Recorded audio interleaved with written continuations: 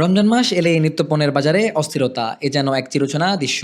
অভিযোগ রয়েছে সিন্ডিকেটের মাধ্যমে কৃত্রিম সংকট তৈরি করে বাড়ানো হয় পণ্যের দাম। ভোক্তাদের এমন ভোগান্তি বন্ধে এবার মাঠে নেমেছে চট্টগ্রাম সিটি কর্পোরেশন। বুধবার 25 ফেব্রুয়ারি নগরের বৃহত্তম পাইকারি বাজার খাতুনগঞ্জ পরিদর্শনে যান city mayor doctor Shahadat Hossain. এ সময় তিনি বিভিন্ন আড়ত ও পাইকারি প্রতিষ্ঠান ঘুরে নিত্যপণ্যের মজুদ, সরবরাহ ও মূল্য পরিস্থিতি পর্যবেক্ষণ করেন।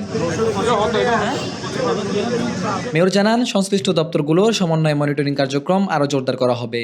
বাজারে স্বচ্ছতা ও শৃঙ্খলা বজায় রাখতে ব্যবসায়ীদের প্রতি আহ্বান জানান তিনি। অভিযান চলাকালে ফুটপাতে মালামাল রেখে চলাচলে বিঘ্ন সৃষ্টি করায় কয়েকজন দোকান মালিককে ভ্রাম্যমাণ আদালতের মাধ্যমে জরিমানা করা হয়। পাশাপাশি মূল্য তালিকা প্রদর্শন না করায় কয়েকটি প্রতিষ্ঠানকে সতর্ক করে দেওয়া হয়।